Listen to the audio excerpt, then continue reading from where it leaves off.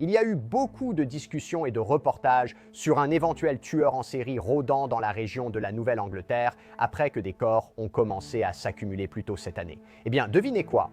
Pendant que tout cela se passait, la police a arrêté un homme que les autorités affirment maintenant pouvoir être en fait un tueur en série dans le Massachusetts. Nous allons analyser tout cela avec le journaliste qui a suivi cette affaire de près. Bienvenue dans Sidebar, présenté par Law and Crime. Je suis Jesse Weber. Vous vous souvenez quand nous avons évoqué un tueur en série en Nouvelle-Angleterre? C'était au printemps et en été. Il avait été rapporté qu'il y avait, 13 corps qui avaient refait surface dans la région au cours de plusieurs mois. Surtout des femmes retrouvées depuis mars à Rhode Island, dans le Connecticut, le Massachusetts et le Maine. Par exemple, un corps de femme a été retrouvé en juin dans les bois d'une banlieue du Massachusetts, à Milton. En avril, une femme a été retrouvée morte près d'une piste cyclable à Springfield, Massachusetts.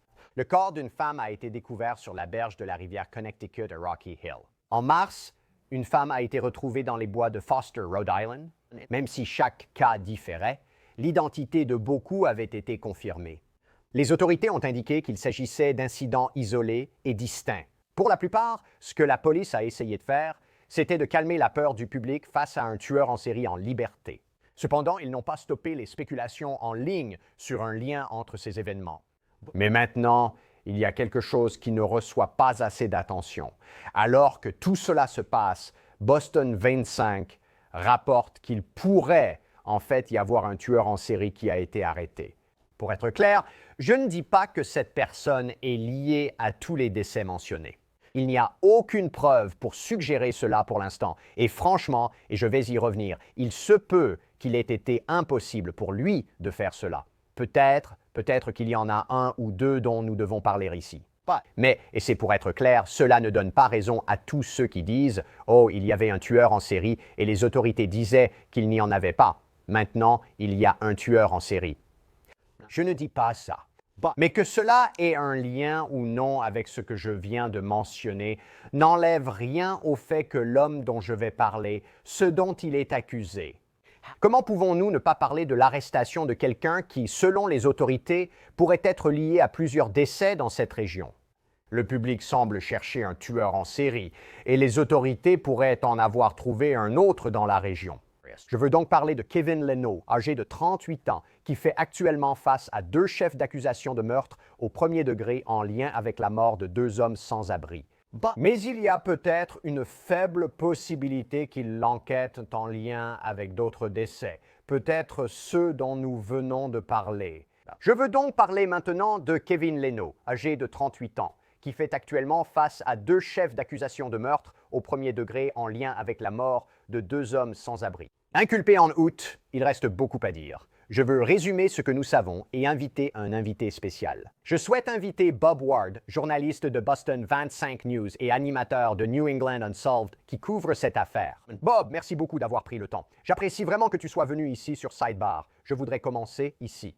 Que savons-nous des circonstances de l'arrestation de Leno? Comment a-t-il été appréhendé? C'était en été, non?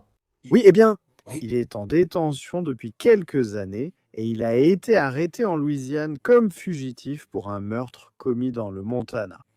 Donc il est en détention et pendant qu'il est en détention, de nouvelles accusations sont portées contre lui. De quoi est-il précisément accusé avec ces nouvelles charges? Il est accusé de meurtre au premier degré pour la mort de 2 hommes dans la région de Boston. L'un date de 2010, l'autre de 2012. Ce sont Gary Melanson et Douglas Léon Clark, n'est-ce pas? Exactement. Que sait-on de ce qui leur est arrivé? Quelle est la théorie des procureurs en ce moment? Qu'est-ce qu'ils disent qu'il a fait?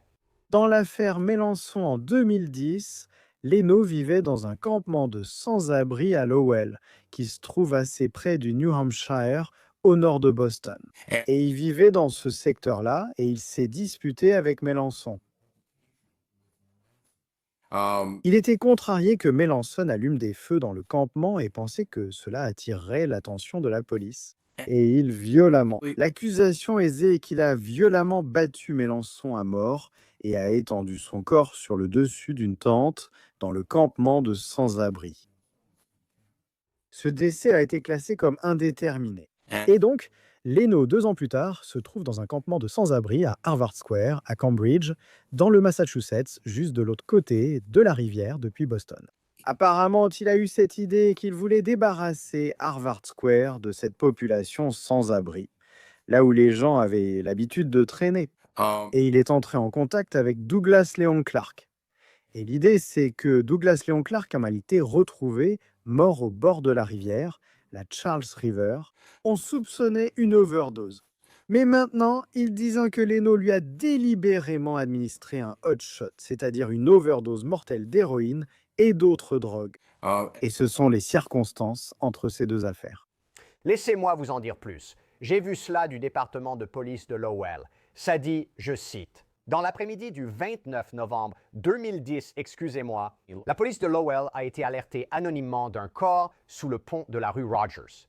À leur arrivée, ils ont découvert Gary Melanson sur une tente effondrée, gravement blessé.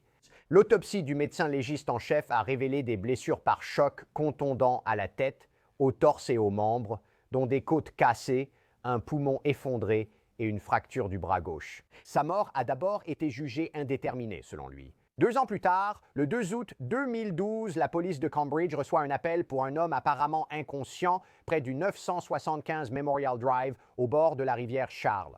À leur arrivée, la police a découvert le corps de Douglas Leon Clark, 30 ans, surnommé Raj. L'examen toxicologique a révélé une forte concentration de morphine, codéine, éthanol et gabapentine dans son sang.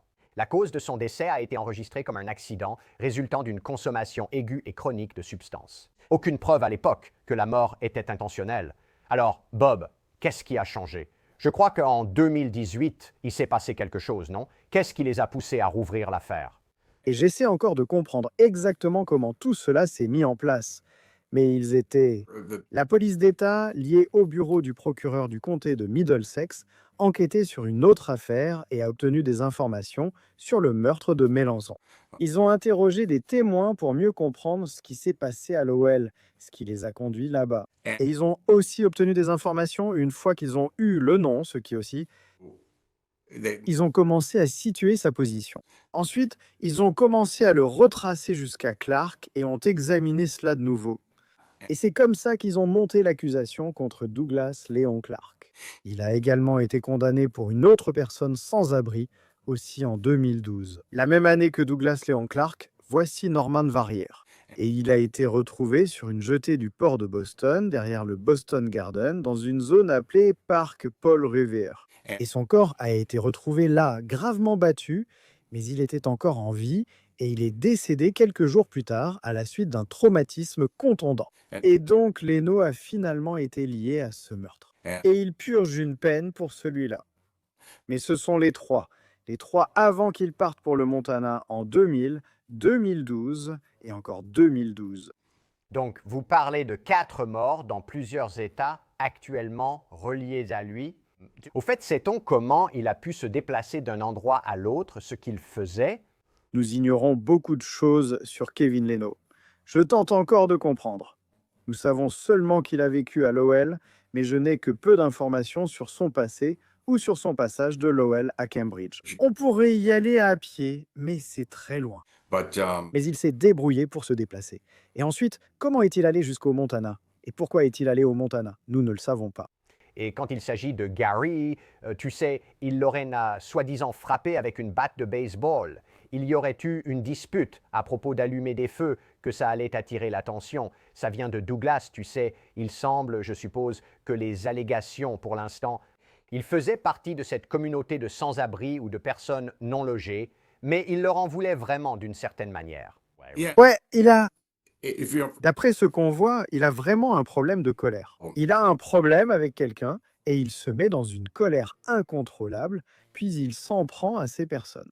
Et tu sais, hein, toutes ces victimes sont sans-abri, de la communauté des sans-abri, ils sont sans domicile et ils ne reçoivent même pas beaucoup d'attention. Je dirais que le procureur du comté de Suffolk, dans l'affaire Norman Varrière, a bien tenu une conférence de presse à ce sujet. Et il demandait l'aide du public lorsque Norman a été retrouvé, tu sais, blessé, mortellement blessé sur cette jetée à Charlestown. Donc là, tu sais, ce n'est pas que personne ne s'en souciait, c'est juste que ça n'attire pas l'attention, que, tu sais, quelque chose comme ça aurait, si c'était un prédateur, un genre de situation où quelqu'un traque, tu sais, le tueur en série stéréotypé Ted Bundy ou quelque chose comme ça. Mais tu sais, c'est ce qui m'a frappé en apprenant que ce type avait été arrêté pour de nouvelles affaires. Je me demande combien d'autres pourraient exister, car personne ne le connaissait. Et il a été arrêté pour une affaire en 2012 dans le comté de Suffolk. L'affaire de 2014 dans le Montana. Il a écopé de 40 ans pour ça. Mais tu sais, il a beaucoup de temps et d'espace pour se déplacer. Et qu'il y ait un potentiel pour plus de victimes. Et ça m'inquiète beaucoup. Tu sais, dans les médias, on ne suit pas ces décès de sans-abri. Et tu sais, l'un d'eux était une overdose suspectée. Donc ça ne serait pas sur notre radar. Donc c'est assez incroyable, je pense, que la police d'État ici dans le comté de Middlesex, qui est juste à côté de Suffolk, ait pu rassembler toutes ces informations. Non, tu soulèves un point inquiétant et c'est vraiment troublant qu'il y ait un manque d'attention, un manque de concentration quand il s'agit de ce segment de la population. Donc, c'est rassurant de voir qu'ils accordent une attention renouvelée, qu'ils enquêtent et qu'ils portent des accusations concernant ces deux personnes.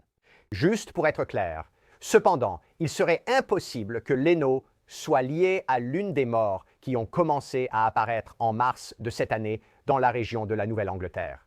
Je vous l'ai mentionné, nous avons couvert cela de manière si approfondie, toutes ces morts qui survenaient. Maintenant, à ma connaissance, à moins que vous ne parliez d'un corps qui serait là depuis des années, il n'est pas directement lié à ces rumeurs de tueurs en série en Nouvelle-Angleterre. Il se trouve simplement que, comme on en parle, est-ce que quelqu'un est lié à toutes ces morts? Vous avez quelqu'un qui aurait soi-disant tué dans cette même région. Tu sais quoi?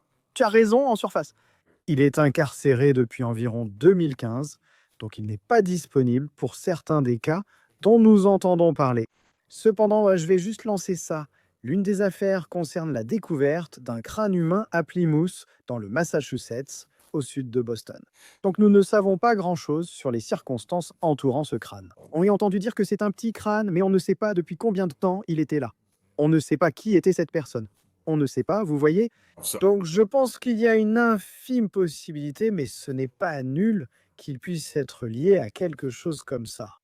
Savez-vous si les autorités essaient de voir s'il est lié à cela d'une manière ou d'une autre, ou à l'un de ces décès dont nous avons parlé, qui ont commencé, excusez-moi, les corps qui ont commencé à être découverts plus tôt cette année? Je pense qu'ils cherchent à voir s'il est lié à d'autres affaires qui existent ici dans cette région. Et en même temps, ils essaient de faire passer le message à d'autres services et à d'autres endroits. Et nous avons ce type. Est-ce que vous avez quelque chose chez vous qui dépasse notre juridiction? La dernière fois que j'ai vérifié, il n'avait rien entendu. Je ne sais pas si l'information s'est vraiment répandue. Vous savez, ce genre de choses est peu déclaré. Vous savez, c'est drôle que vous mentionniez ça parce que quand j'écrivais ceci et que je faisais des recherches, c'est votre reportage que j'ai vu à ce sujet. C'était juste votre reportage à ce sujet. Et je me suis dit, il faut que ça soit un peu plus mis en avant si on veut avoir cette conversation. Bravo pour votre travail. Vous avez bien parlé à la procureure du comté de Middlesex, Marion Ryan, n'est-ce pas? Qu'est-ce qu'elle vous a dit à propos de tout cela? Et peut-être de ses inquiétudes concernant le fait que Leno serait impliqué dans d'autres décès, qu'il serait peut-être un tueur en série. Eh bien, elle m'a clairement dit que Kevin Leno est un tueur en série. J'ai été un peu surpris car en Nouvelle-Angleterre, j'avais déjà couvert d'autres affaires de tueurs en série. Ça peut être un sujet très sensible et j'ai vu, vous savez, ce qui se passe dans ces cas-là. Mais elle était audacieuse. Elle a dit non, c'est un tueur en série. Selon la définition du ministère de la Justice, il s'agit de 2 meurtres non liés. Et il en a déjà 2, les 2 pour lesquels il est incarcéré, et ils vont porter plainte pour 2 autres. Elle est donc très préoccupée. Et je sais que les policiers d'État qui sont rattachés à cette unité, l'unité des affaires non résolues du comté de Middlesex, sont eux aussi très préoccupés par cela. Parce que, vous savez, ici l'épidémie de fentanyl a fait tellement de victimes. De nombreuses personnes disparaissent ici au Massachusetts, sûrement comme partout dans le pays. Mais dans ma région, là où je fais mes reportages, il y a des concentrations de personnes disparues. J'essaie de faire autant de ces reportages que possible. Et cela soulève simplement la question. Depuis combien de temps ces personnes ont-elles disparu? Existe-t-il un autre Kevin Leno? C'était un homme vivant dans un campement de sans-abri. Hors des radars, hors du système. Si cela arrive avec cette personne, il est probable qu'il y en ait d'autres. Donc tout cela est envisagé ici. Maintenant, oui, le procureur Ryan a déclaré, je cite, « Ces allégations révèlent un comportement violent où l'accusé aurait ciblé les membres les plus vulnérables de nos communautés. Ces affaires, d'abord non reconnues comme homicides, ont laissé les proches de M. Mellinson et M. Clark avec peu ou de fausses informations sur ce qui leur est arrivé. En créant l'unité des affaires non résolues, je me suis engagé à réexaminer les preuves et à explorer toutes les options pour apporter des réponses aux familles. Grâce à une enquête approfondie et à de nouvelles preuves, nous avons révélé la vérité sur les décès de Gary Mellinson et Douglas Léon Clark. Vous avez dit que Leno purge déjà une peine pour les meurtres de Norman Barrier à Charlestown en 2012. Pour Jack Gilbert Berry, dans un campement de sans-abri à Missoula, Montana, 2 ans plus tard. Il me semble que vous avez évoqué un journaliste citoyen ayant rencontré Kevin Leno, n'est-ce pas? Oui. À l'époque, le journaliste travaillait pour les sans-abri à Missoula. Il faisait du travail de proximité, du travail social, donc il connaissait et il voyait Kevin Leno. Il n'était pas intimement impliqué avec lui, mais il était bien au courant de lui, parce que c'est intéressant. Il attirait un petit groupe de personnes autour de lui, comme une petite famille de gang, et ils se déplaçaient un peu ensemble. Et le meurtre de Berry concernait quelqu'un qui était proche de Leno, et c'est comme ça que ça s'est passé. Ils se sont tous dispersés et ont disparu, m'a-t-il dit. Ce petit groupe n'est plus là. Barry a été retrouvé. Tu sais, ce meurtre était vraiment incroyable. Je veux dire, il a été battu. Il a été abattu d'une balle dans la tête. Leno aurait prétendument incisé et gravé la peau de la victime. Je crois qu'il a uriné sur le corps, puis a poussé le corps dans la rivière, et c'est là que le corps de Barry a été retrouvé. Mais ensuite, Leno avait disparu. Ce petit groupe de personnes, ils étaient en partie. Le FBI a lancé une alerte et finalement, Leno a été retrouvé en Louisiane. Et le journaliste citoyen Travis m'a dit qu'il s'inquiétait pour un homme qui traînait avec Kevin Leno et qui faisait partie de ce groupe dans le campement du Montana. Il a dit que ce gars, Monty, s'occupait des pitbulls qui appartenaient au groupe. Et il voyage avec eux, mais il est introuvable. Tous les autres ont été retrouvés, mais ce gars, Monty Swanson, est toujours porté disparu. Et il craint que Kevin Leno soit responsable de cette disparition et peut-être de sa mort. Et ça aurait beaucoup de sens. Je veux dire, comme je l'ai dit, le profil de ce type, c'est qu'il s'emporte facilement. Et il semble que, vous savez, ça s'aggrave à chaque fois. Donc en arrivant dans le Montana, il aurait déjà tué 3 personnes dans le Massachusetts. Et ce meurtre de Jack Gilbert Berry, c'est vraiment le summum. Donc, s'il y avait eu une autre dispute, si quelque chose s'était passé entre Leno et Monty Swanson, où pourrait-il bien être ? Donc Travis Mathieu a un blog et il a soulevé cette possibilité. Il tente d'attirer l'attention des autorités pour qu'elles s'y intéressent et recueillent des informations. Peut-être retrouver Monty parce qu'il pense qu'il pourrait être la 5e victime. J'allais demander, les autorités en parlent-elles, enquêtent-elles sur Monty, travaillent-elles avec Travis? Y a-t-il une confiance? Je ne sais pas. J'ai essayé d'obtenir quelqu'un du Montana pour me parler dans le cadre de mon reportage, mais je n'ai pas vraiment réussi à le faire.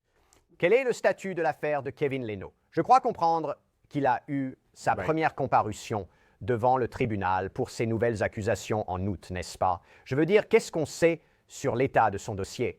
Il doit revenir au tribunal le 1er décembre dans le comté de Middlesex, je crois, pour une audience de cause probable. Nous allons donc suivre cela de près. Il comparaîtra le même jour que l'ouverture du procès de Brian Walsh. Oh wow, d'accord. Je sais. Donc ça va être fou. Eh bien, je veux dire, ce sont 2 histoires importantes. Oui, c'est vrai. Évidemment, Brian Walsh reçoit beaucoup d'attention en ce moment. Je suis curieux de voir quelles preuves seront présentées contre lui. C'est l'aspect intéressant des audiences préliminaires ou de cause probable. L'accusation n'a pas à présenter toutes ses preuves, mais elle expose en quelque sorte ce qu'elle a à dire. Il y a assez de preuves pour poursuivre l'affaire et de nouvelles informations émergent. Je veux changer de sujet et revenir sur les rumeurs du tueur en série de Nouvelle-Angleterre. D'accord. Et évidemment, nous avons déjà parlé de la possibilité que Leno soit lié à au moins un des décès.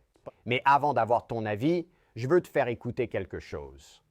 Un court extrait d'une interview précédente que j'ai réalisée sur cette histoire avec l'ancienne profileuse criminelle du FBI, Candace DeLong. Voici ce qu'elle avait à dire. Donc, je dois te demander, selon ton avis professionnel, penses-tu que ces affaires sont liées? Penses-tu que nous avons un tueur en série parmi nous? Peu probable. Et il n'y a aucune preuve il n'y a absolument aucune preuve de cela. Il se peut que certains d'entre eux soient liés, mais il n'y a aucune preuve pour l'instant. Il y a certains des corps, mais au moins un des corps était tellement décomposé lorsqu'il a été signalé qu'ils n'ont même pas pu déterminer non seulement la cause du décès, s'il s'agissait d'un homicide, d'un accident naturel, mais ils n'ont même pas pu dire de quel sexe il s'agissait avant de mener des investigations plus poussées. Donc, je pense que les rumeurs sur Internet sont amusantes, mais elles sont un peu prématurées. Donc Bob, pour revenir à l'histoire du tueur en série de Nouvelle-Angleterre, cette théorie qui circule de plus en plus sur les réseaux sociaux, qu'est-ce que tu peux nous dire à ce sujet? As-tu étudié cela? La communauté reste-t-elle inquiète? Que peux-tu nous dire? Les gens sont préoccupés par cela. J'ai commencé à voir l'intérêt pour ce sujet grandir sur les réseaux sociaux au début de l'année. J'ai vu comment les gens disaient « un corps retrouvé ici, un autre là-bas ». Et je veux dire, des milliers de personnes ont soudainement commencé à parler de cette possibilité. Alors, j'ai commencé à passer des appels concernant les affaires dans ma région et autour, et à essayer de savoir, vous voyez, est-ce que c'est possible? Est-ce que ce corps est lié à celui-là? Vous savez ce qui se passe avec ces affaires, namaste. Et j'ai découvert, vous savez, grâce à mes appels plus tôt cette année, qu'ils n'étaient pas liés, que certains de ces décès étaient des suicides. Certains étaient accidentels. Mais vous savez, personne n'a été arrêté pour bon nombre de ces cas. J'aime dire que les forces de l'ordre doutent de l'idée de relier toutes ces affaires. Et c'était un peu le ton de ce que je recevais comme retour. Mais ça n'a pas vraiment apaisé les inquiétudes de qui que ce soit. Je veux dire, les gens s'en préoccupent. Et j'avais entendu dire que, vous savez, surtout les étudiants regardaient ça et s'inquiétaient de sortir en public. Donc ce n'était pas de l'hystérie ici, mais c'était dans l'esprit de tout le monde. Et je pense que l'inquiétude s'est un peu calmée, mais il y a d'autres affaires de tueurs en série en Nouvelle-Angleterre. Kevin Leno est le dernier que nous avons découvert. Mais il y a aussi le tueur en série de New Bedford, Nouvelle-Angleterre. Dans les années 80, 9 femmes sont mortes, 2 ont disparu. Cela reste non résolu. Il y a eu une autre affaire à Worcester appelée l'affaire du Maine South Woodsman. C'était, je crois, 5 femmes. Il y a un suspect en prison actuellement pour un autre meurtre qui ne fait pas partie de cette affaire. Mais l'affaire du Maine South Woodsman n'a jamais été résolue. Et il y a aussi d'autres affaires. Donc, je pense que l'une des choses sur lesquelles les gens se focalisent quand on parle de tueurs en série, c'est, vous savez, ils pensent aux prédateurs sexuels. Le type Ted Bundy, John Wayne Gacy ou Jeffrey Dahmer. Alors qu'en réalité, il y a d'autres tueurs en série qui tuent pour d'autres raisons. Et c'est ce que nous aurions ici, apparemment, avec Monsieur Leno. Et cela les rend, vous savez, tout aussi dangereux que ces autres affaires bien connues. Ici, dans le Massachusetts, des affaires de tueurs en série restent non résolues depuis des décennies. Quand le tueur en série de Long Island a été arrêté, j'ai reçu des appels pour savoir s'il était déjà venu dans le Massachusetts. Et c'était le cas. Mais il ne semblait pas que quelqu'un puisse le relier à New Bedford ou à Maine South. Mais c'est quelque chose auquel les gens pensent. Et j'espère que les gens s'en préoccupent, pas de façon excessive, mais c'est quelque chose qui se passe. Et ces tueurs en série, ils existent sous toutes les formes et toutes les tailles. Il n'y a pas de recette unique pour ces types-là. Non, c'est totalement vrai. C'est effrayant. Merci Bob Ward pour votre venue et votre excellent reportage. Je vous apprécie vraiment. Merci. C'est tout pour le moment sur Sidebar. Merci à tous de nous avoir rejoints. N'oubliez pas de vous abonner sur YouTube, Apple Podcast, Spotify ou votre plateforme préférée. Suivez-moi sur X ou Instagram, je suis Jesse Bébert. À la prochaine.